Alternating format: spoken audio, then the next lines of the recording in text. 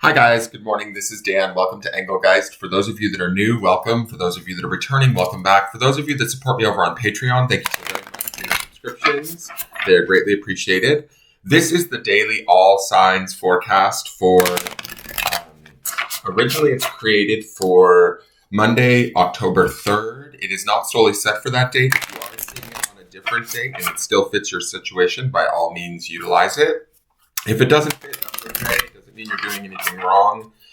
Nothing is broken. You just might be working on something different. For those of you that are new, please check out the drop-down menu underneath any of my daily videos. In there is things that I want you to think about when utilizing the channel, what decks I'm using, how to contact me via social media for a private reading, and easy ways to support the channel. Great ways to support the channel are hitting that thumbs up button, subscribing, sharing the video out, and leaving me a question or comment. I greatly appreciate all of that. Let's get into this and see what's going on. I will be referring back to the Sunday underpinning reading, which happened yesterday. And it does populate at the lower left-hand corner at the end of this video. So if you're hearing talking about cards that you're not seeing in this reading, I am referencing cards from that reading. So you can always check that out. So let's see what the card is for today.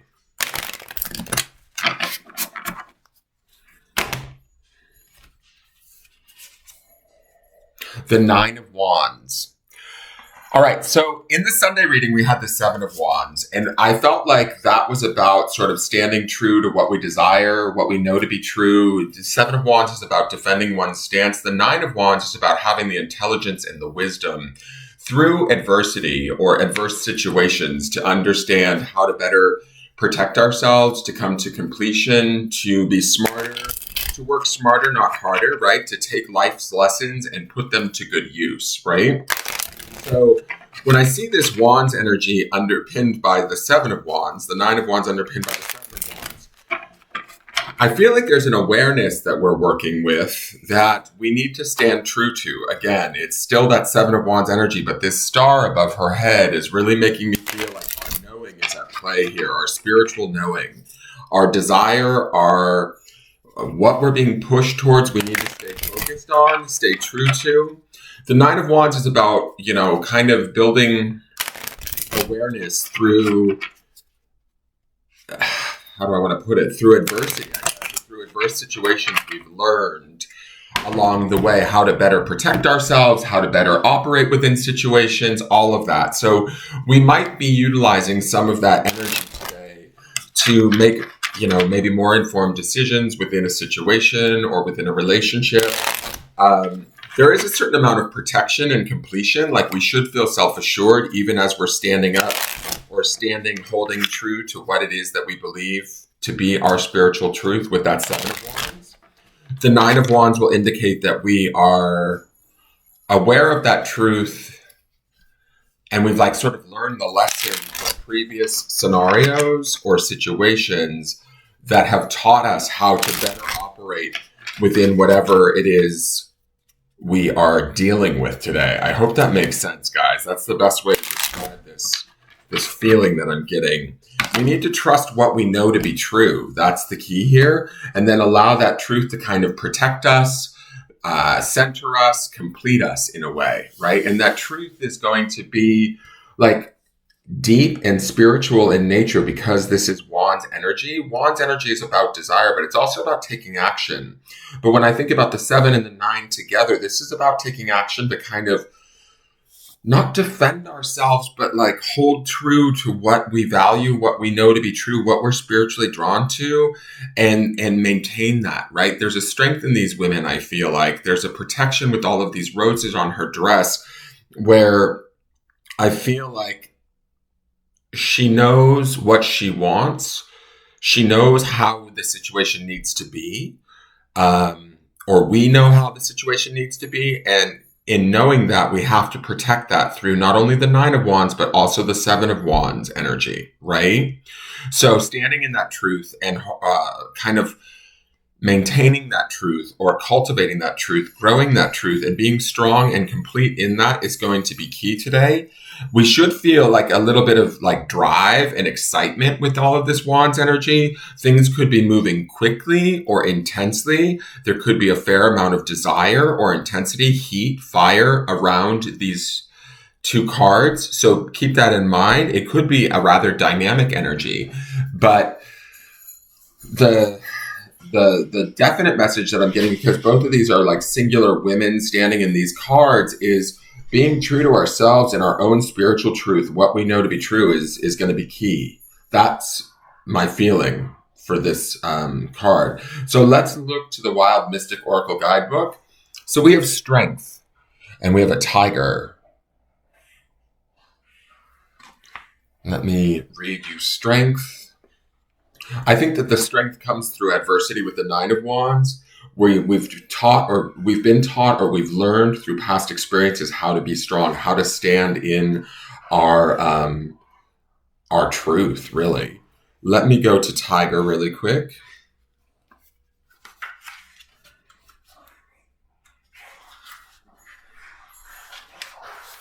Strength. The tiger has been hailed by many in many mythologies as a being of great might and physical ability. They have also been connected with war, athleticism, and protection. In Imperial China, the symbol of the tiger was often associated with high-ranking generals whose only superiors were the dragon and phoenix, emperor and empress. This card is a symbol of physical strength, protective strength, and bodily prowess. The tiger card represents inner strength as well as physical strength. It is strength that helps us overcome adversity, illness, hatred, and danger. This card is exemplary of strong will, moral strength, and resistance to temptation. It is the fortitude of quiet personal power and careful restraint of overwhelming emotion necessary to see the task come to a fruitful conclusion. Shadow reading. The shadow reading of strength might easily be weakness, either physical or mental. However, it might also be the facade of strength that you feel as you have to show to the world. Ask yourself, who are you projecting that image of strength for? And if it is making those around you believe that you do not need help. The correspondences are fire. I'm not mad at that with all of this Wands energy, guys. That's in alignment. The flora is oak, thistle, borage, cinnamon, and parsley. The stones are sardonyx, turquoise, argonite, mahogany, obsidian, and the spell work is instilling strength of will and mind, recovering from illness, dealing with a breakup or a difficult ending, and self-confidence. Now, what I find, before I go to the clarifiers with this, what I find interesting is we had that like sort of goat devil card that's underpinning this week. I feel like this strength card is us potentially counterbalancing whatever is hinky this week that could be beginning to affect us or wanting to like kind of come in and, I don't want to say trick us, but we do see the Seven of Swords later in the week. We have the strength to face this, deal with it head on. We have the wisdom and the knowledge through past experience to also adapt or protect ourselves from whatever this may be or however this manifests this week for us with that goat kind of devil energy. Now let's go to the clarifiers and see what's going on. First card is the Four of Wands. I'm not mad at that card. It's more fire energy. It's about a connection here, guys. Let me look at the next two clarifiers. We have the Knight of Swords and we have the Lovers. This is about a connection. This is funny because I don't know if these readings are going to be resonating for everyone, but I'm going to say this. The Four of Wands is about a soulmate connection. It is about being bonded at a deeper level, being appreciative and celebratory of that bond, right? And so we need to stay focused on that, and we need to stay true to that. We need to stay strong with that, even if that's being challenged at this time. The Knight of Wands is about quick thinking, sometimes being a little bit impulsive. It could be about things moving or thinking thoughts quickly, charging in on something or making assumptions. Be careful of that. With the Lovers on the opposite side, Lovers is Gemini air energy too, and air, which Knight of Wands and Lovers would feed fire. right? So I kind of get a feeling with that Knight of Wands in the middle, we don't want to jump to conclusions. We don't want to like make assumptions. We want to be careful and think clearly. Yes, we want to have our wits about us and we want to remain loyal and true to the situation. That would be the Knight of Wands.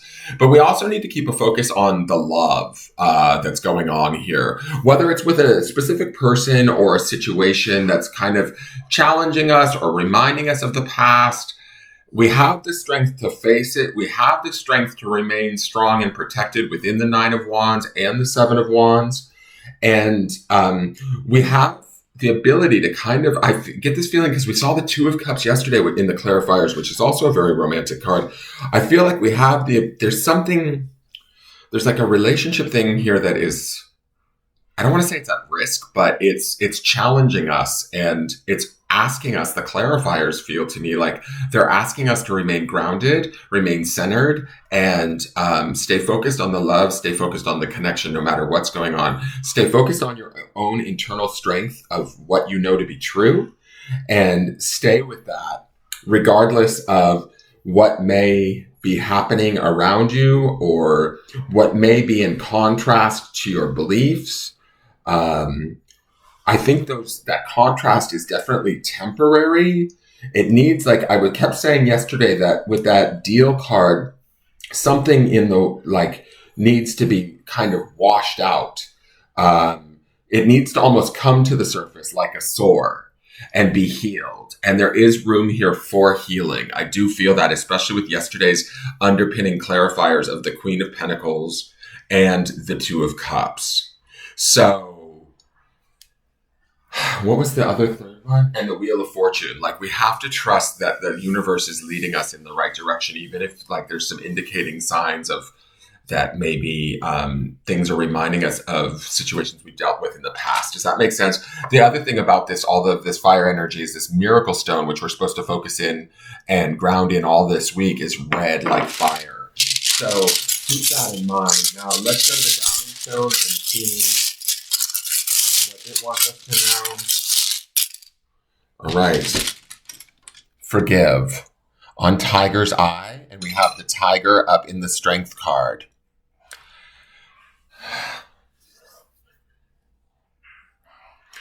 I